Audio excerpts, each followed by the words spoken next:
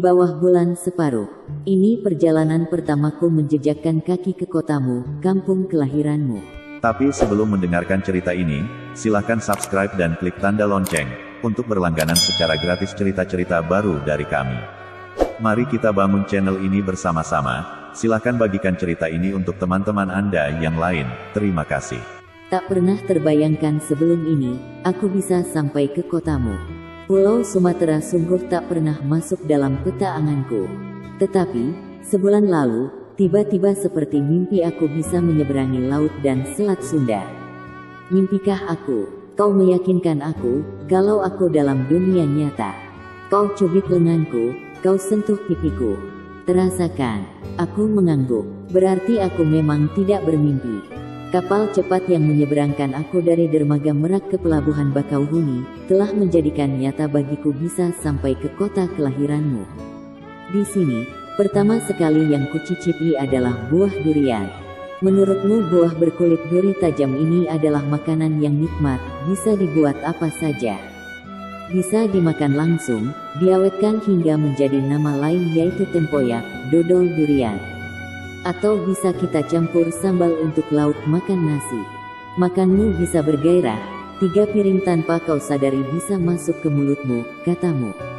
Wow, aku pun ingin membuktikannya. Lalu kau ajak aku ke kafe yang di Jalan Cut Nyak Dien, kota Bandar Lampung. Aku menyantap banyak tempoyak yang telah dicampur sambal terasi. Kau menyebut sambal khas kampung kelahiranmu ini adalah seruit. Rasanya pedas sekali. Tetapi aku suka. Keringat membasahi wajahku, terutama di bagian kening dan kedua bibirku. Kau makan sampai luah iting satu, katamu. Aku tersenyum, tak mengerti maksud bahasamu. Aku hendak menghentikan makanku, tapi kau terus menyodorkan makanan lainnya. Kau bilang yang terhidang di meja ini semua makanan khas di sini. Kau bisa mencicipi sekadar, kalau kau sudah kenyang. Kapan lagi kau bisa ke kota ini, kalau kau tak mencicipinya sekarang? Kau benar, aku mencicipi semua hidangan yang tersedia. Meski cuma secuil, sekadarnya. Aku jadi ingin berlama-lama tinggal di kotamu. Aku ingin memetik durian langsung dari pohonnya. Kau tahu, tiba-tiba aku mencintai kotamu, seperti aku mencintaimu. Ah, benarkah aku mencintaimu? Kupikir begitu. Meski tak sebesar cintamu padaku. Cuma, sudah 3 hari di sini aku belum mendengar orang berbicara dengan bahasa ibunya. Tapi dengan bahasa nasional, aku jadi heran. Kau pun menjelaskan, inilah demokratisnya orang Lampung, meski akhirnya bahasanya sendiri seperti tersingkir. Dan, katamu lagi, kami tak pernah terusik. Malah banyak orang asli yang pandai berbahasa etnis lain. Inilah kekuatan kami, terbuka bagi pluralisme, katamu. Aku mengangguk, tersenyum. Tiba-tiba aku merasa ingin kau gandeng saat menuruni Cafe Diggers malam ini. Aku akan menetap di sini selama 3 bulan. Sebagai mahasiswa semester akhir, aku mengambil tugas PKL praktik kerja lapangan. Aku sengaja memilih PKL di daerahmu agar aku bisa selalu bersama-sama denganmu. Selain itu, katamu sebelum aku mengambil pilihan lokasi PKL, aku bisa mengenal lebih dekat keluargamu secara langsung. Itu kau katakan di suratmu sebelum aku berangkat ke kotamu. Kalau saja kau melihatku waktu itu, aku hanya mengerutkan keningku seraya berkata dalam hati, benarkah itu? Benarkah aku telah memilihmu sebagai calon pendamping hidupku? Setahuku aku hanya ingin bisa berduaan denganmu. Itu saja. Aku ingin mengenalkanmu pada keluargaku, terutama orang tuaku dan adik-adikku. Mereka pasti senang menerimamu. Kau gadis Jawa, ayu dan cantik. Pujimu. Aku tersipu. Kurapatkan bibirmu dengan telapak tanganku, supaya kau tak mengumbar pujian, mungkin rayuan. Untukku, aku mengira kotamu masih belantara. Masih banyak binatang buas, menyeramkan, penjahat beringas. Kenyataannya, kotamu nyaris sama dengan kota-kota lain di negeri ini yang telah maju. Pembangunan sangat pesat. Di sini ada pula swalayan, supermarket, dan bangunan lainnya yang mencerminkan kota maju. Orang tuaku, terutama ibuku, sempat ragu dengan keputusanku memilih lokasi PKL di kotamu. Ia khawatir aku akan terlantar di kampung halaman orang. Tak bisa lelap karena risau diganggu binatang buas. Itu juga yang membuatmu agak kecewa. Aku memang pernah berkata, kalau kau hanya menunjukkan pembangunan yang pesat di daerahmu, sudah tak asing dan khas lagi. Aku setengah protes, tapi setengahnya lagi aku hendak bertahan. Bagaimanapun kota kelahiranmu memang mengasyikkan. Aku merasakan warganya selalu akur-akur saja, damai-damai saja. Buktinya di sini tak pernah terjadi kerusuhan yang mencapai genting hingga membahayakan keutuhan. Benarkah itu? Aku masih belum yakin. Berbagai etnis ada di daerah ini, bagaimana mungkin bisa hidup tanpa pernah terjadi pergesekan? Tetapi, sudahlah, aku tak sedang mempersoalkan sosiologi di kampung kelahiranmu. Sebelum memulai tugas PKL di Desa Akung-Akung, kau sempat mengajakku mengunjungi Taman Nasional Bukit Barisan di Bengkunat yang menawan. Dan jika dikelola, tentunya bisa mendatangkan devisa bagi pemerintah. Aku sempat ketakutan kala warga Bakung melakukan protes soal tanah ulayat dengan perusahaan pabrik gula. Protes itu berkembang menjadi pertikaian. Ada yang tewas dalam insiden itu. Wajar bila warga Bakung protes, karena ganti rugi tanah ulayat mereka yang digunakan ladang tebu oleh pabrik gula milik keluarga Cendana, sungguh tak wajar. Hanya saja dulu mereka tak berani. Kasus tanah ulayat Bakung itu menarik. Kau memberi banyak informasi dan data tentang itu. Kau bisa membuat penelitian tentang kasus tanah di situ. Menarik, sangat menarik. Aku tertarik. Kemudian setiap malam aku banyak mengobrol, diskusi, dan masuk ke dalam denyut napas orang-orang Bakung. Kau selalu setia menemaniku. Aku suka tinggal di rumah orang tuamu daripada di rumah yang disediakan Pak Camat Ari Zamzari selama masa PKL.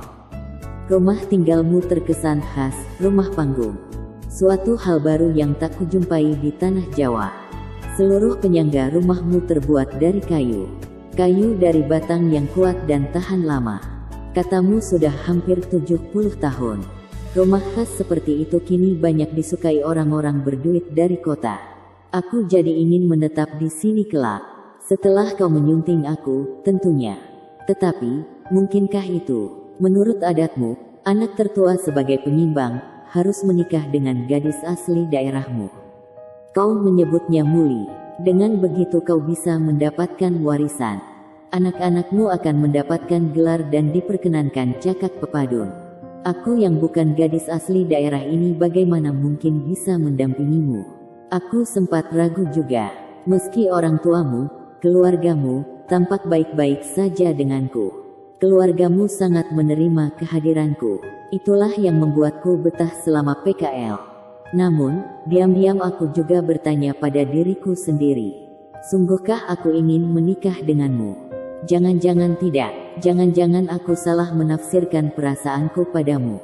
Dan pikiranmu tentangku selama ini keliru. Entahlah. Aku takut dengan rahasia yang kusimpan sendiri. Aku merasa memiliki cinta untukmu. Tapi seberapakah? Dan berhakkah aku? Malam di Rawajitu, aku sempat gemetar. Tulang-tulang persendianku seperti hendak copot. Benar-benar aku dicekam ketakutan. Waktu itu kau tak menemaniku. Kau mendapat tugas mendampingi klienmu di Menggala, ibu kota tulang bawang. Bagaimana aku tidak ketakutan? Bahkan aku nyaris mati berdiri. Sekawanan gajah menyerbu perkampungan. Warga menghidupi puluhan obor, tapi kawanan gajah itu tak juga kembali ke belantara. Bahkan parit dengan kedalaman 1,5 meter yang dibuat warga sebagai benteng, bisa dengan mudah dilewati para gajah itu. Kawanan hewan tambun berbelalai panjang itu menggasak rumah-rumah warga. Memorak-porandakan isi rumah, merusak perkebunan warga. Mencabuti ladang singkong dan tebu. Kami dicekam ketakutan. Kentongan dari kayu tak henti dipukuli. Biar liu. Agar gajah-gajah itu masuk kembali ke habitatnya. Sayangnya itu sia-sia. Seorang ibu dan dua anak-anak direnyutkan dengan belalainya sebelum dilempar ke semak. Mati. Ya, malam itu 3 warga di situ tewas. Pertempuran tak sebanding, pikirku. Aku benar-benar takut. Gigil. Tiba-tiba aku teringat pada ibuku di Jawa. Apakah ia merasakan apa yang kualami sekarang? Sebuah rasa ketakutan yang sempurna. Aku menyelamatkan diri ke kampung sebelah. Dievakuasi ke daerah lain. Tak hendak lagi menetap di rumah yang disediakan camat. Aku memilih tinggal di rumahmu, bersamamu. Sampai masa PKLku selesai. Bukankah ini yang kau inginkan? Kau berbisik. Bulan separuh di langit. Kita duduk di bawah pohon jambu dekat rumahmu. Agak temaram. Aku menikmati tanganmu membelai rambutku. Kau masih seperti waktu di kampus dulu. Amat sayang dan memperhatikan aku. Sudah berapa lama kita tak seperti ini, ya? Kau memandangku sejenak. Kau tak menjawab. Rasanya memang pertanyaanku itu tak memerlukan jawaban. Memang kau lebih dulu selesai. Kau cerdas. Apalagi kau selalu mengambil kuliah pintas, semester pendek. Aku ingin segera menyelesaikan kuliah. Kasihan orang tuaku di kampung, aku ingin mengabdi pada mereka, katamu. Kau pun berjanji akan tetap bersamaku, akan selalu mencintaiku. Aku ingin kau menjadi ibu dari anak-anakku. Aku percaya, itu bukan rayuanmu. Kau pun segera bekerja, sebagai pegawai negeri di instansi Departemen Kehakiman. Kau ditempatkan di kantor kejaksaan di kotamu. Surat-suratmu tetap mengalir kuterima. Tapi aku juga tetap membawa rahasia diriku. Tentang cintaku padamu, yang aku sendiri tak begitu mengerti. Dan kau tak pernah tahu. Aku mengagumi ketegasanmu, kekonsistenanmu, aku memuji. Kau hanya tersenyum. Aku getir. Entah kenapa. Merasa bersalahkah? Atau aku mulai bermain lidah? Membohongimu dengan kata-kataku. Kalau saja tidak karena urusan kuliah dan aku harus segera ujian akhir, mungkin aku akan berlama-lama lagi menetap di kampung kelahiranmu. Aku sudah telanjur jatuh hati dengan kampungmu, dengan keterbukaan warganya, dan keramahan keluargamu. Terutama denganmu, sayang, kataku. Tapi bagaimanapun, aku harus pulang. Kembali ke Jawa. Kembali berpisah denganmu. Dengan sebuah rahasia dalam diriku. Tentang cintaku, diriku. Aku telah mendapat gelar kesarjanaanku. Kau tak datang saat wisudaku karena pekerjaanmu mengharuskan kau tetap ada di kotamu. Aku maklum, atau entahlah. Aku maklum atau justru tak terlalu peduli. Saat itu, di gedung auditorium kampusku, seorang lelaki lain berdiri di sampingku. Ya, dialah yang mendampingiku selama acara wisudaku berlangsung. Dan, kau tak tahu itu. Kini aku masih menganggur. Aku tak secerdas kau. Aku harus mencari pekerjaan dengan sekian peluhku. Tak seperti dirimu yang justru dicari-cari pekerjaan. Banyak perusahaan menunggu dan menawarimu pekerjaan bahkan sebelum kau lulus dari universitas. Bulan demi bulan berjalan dengan cepat. Surat-suratmu masih menyapaku, meskipun semakin jarang saja. Aku tahu kenapa begitu. Bukan karena kau tak mencintaiku lagi, tapi barangkali kau lelah dan bingung. Kau pernah bilang ingin melamarku, tapi ternyata kau harus berhadapan dengan sebuah dinding yang membuatmu begitu dilematis. Keluarga besarmu memang pernah menerimaku dengan baik saat aku di kotamu. Ya, mereka menerimaku sebagai tamu mereka. Temanmu. Tapi sesungguhnya, mereka tetap menginginkan kau kelak menikah dengan gadis satu suku denganmu. Berarti bukan aku. Tapi anehnya, aku tak bersedih karena hal itu. Atau berusaha untuk tidak sedih. Atau tidak berani untuk bersedih. Jika ku ingat siapa aku merasa tak berhak untuk bersedih. Aku mengingat dirimu. Juga surat-suratmu yang kian tak menemuiku di sini. Sedang apakah kau di sana, sayang? Adakah kau mengira aku tengah menangisi nasib cinta kita yang kemungkinan besar tak bisa bersatu? Tiba-tiba aku ingin sekali memberitahumu yang sebenarnya terjadi padaku di sini. Aku mencintaimu, tapi aku tak pernah bisa meyakini diriku sendiri. Aku, sesungguhnya, tak sebaik yang kau kira. Aku bermain di belakangmu, dengan semua rahasia tentang cintaku, diriku, dan kau tak pernah sekalipun tahu. Mungkin, kau tak pernah benar-benar mengenalku. ataupun kehidupanku, keluargaku. Terlebih setelah kau menjadi demikian bisu, jarang menghubungiku. Keadaan yang mungkin telah membuatmu luka itu, juga surat-suratmu yang hanya sesekali kau kirimkan padaku, malah menjadi alasan untukku menyelamatkan diri darimu. Dengan semua permainanku selama ini di belakangmu. Aduh, sayang, maafkan aku. Atau aku malah mensyukuri keadaan yang menimpa cinta kita. Mungkinkah aku memang benar-benar mencintaimu? Hanya aku tak berani, malu, untuk menempuh hidup bersamamu. Aku memang telah tahu keluargamu. Mereka sangat baik, bahkan padaku. Tapi kau sama sekali tidak tahu siapa keluargaku. Iya, kan? Dan entah kau sadari atau tidak, aku sengaja tak pernah mengajakmu untuk menemui keluargaku. Mengenal ibuku yang menderita sakit sejak aku kembali dari kotamu. Kau pun tak tahu kalau aku tak mempunyai ayah lagi. Sungguh, kau tak mengenalku.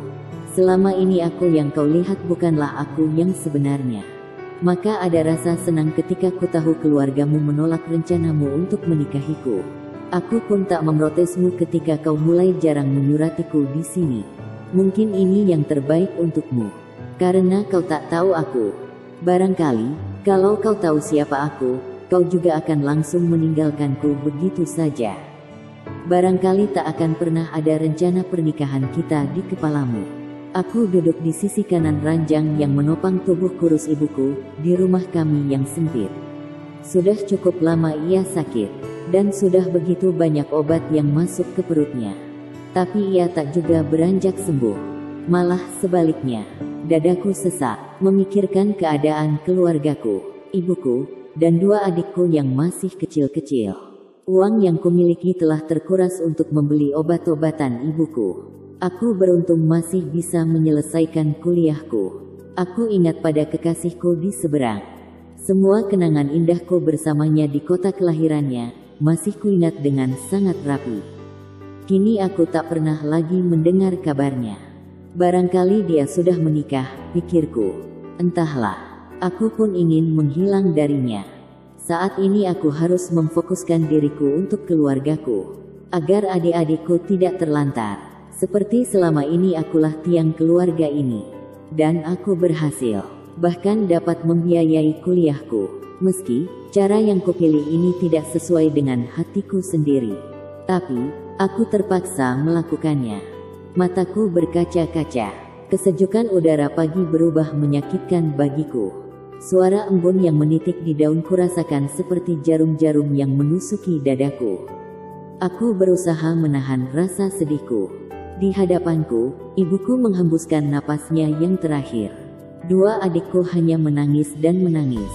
Aku pusing. Malam menjemputku. Ini malam ke-10 setelah kematian ibuku. Kegelapannya seolah berusaha menutupi semua kesedihan yang terlukis di wajahku. Aku masih menganggur. Tapi aku tak mungkin menunggu lebih lama lagi. Aku dan kedua adikku harus melanjutkan hidup kami. Demi mereka, batinku. Aku telah berdandan rapi, seperti yang biasa kulakukan selama aku masih kuliah dulu. Kutinggalkan rumah. Ada rasa jengah pada diri sendiri. Tapi kumusnahkan. Aku kembali pada pekerjaan lamaku. Menjadikan malam-malamku sebagai ajang pertempuran. Pergumulan. Aku membayangkan sekian lembaran uang kertas di tanganku besok pagi. Seorang lelaki kini tengah menindih tubuhku yang telanjang. Di sebuah hotel, kamar 105. Mungkin kau tak akan pernah tahu, atau sama sekali tak mau peduli, tentangku. Aku pun begitu, tak pernah mengharap, bahkan untuk selembar kabar darimu. Meski kenangan-kenangan semasa aku di kampung kelahiranmu, tak pernah akan pupus. Setiap tamu datang dan meminum air sungai ini ia pasti akan kembali. Air sungai ini seperti menghipnotisnya. Sungai Tulang Bawang ini kami yakini bertuah, ujarmu. Di bawah bulan separuh, langit cemerlang. Sungai tua bernama Tulang Bawang 6 tengah tenang berombak, di kejauhan tampak samar-samar. Waktu itu aku tak begitu yakin. Itu hanya dongeng, legenda, bisa kita lupakan. Ternyata benar. Aku tak akan pernah kembali ke kampung kelahiranmu. Meski kenangan-kenangan itu masih terang di benakku. juga tentang dirimu. Cinta kita. Kubiarkan segala kenangan dan cinta kita tetap ada, betapapun aku telah berpindah-pindah dari lelaki satu ke lelaki yang lain. Masuk hotel dan keluar hotel. Ditiduri. Kota ini akan menyembunyikan diriku. Tak seorang pun tahu. Seperti malam ini, jam di tanganku sudah menunjukkan pukul 3.15. Dengan langkah gontai karena kebanyakan air beralkohol kutinggalkan kamar hotel itu. Pulang. Ya. Sebelum pagi menjemput. Sebelum bulan separuh di atas kepalaku lesap di peraduannya. Aku masih saja terkenang kampung kelahiranmu yang menyimpan selaksa harapan. Ya, harapan. Jika kalian suka dengan cerita ini, silahkan berikan jempol ke atas. Dan jika kalian menganggap cerita ini bermanfaat, silahkan bagikan ke teman-teman yang lain. Jangan lupa untuk subscribe di channel ini. Terima kasih sudah mendengarkan.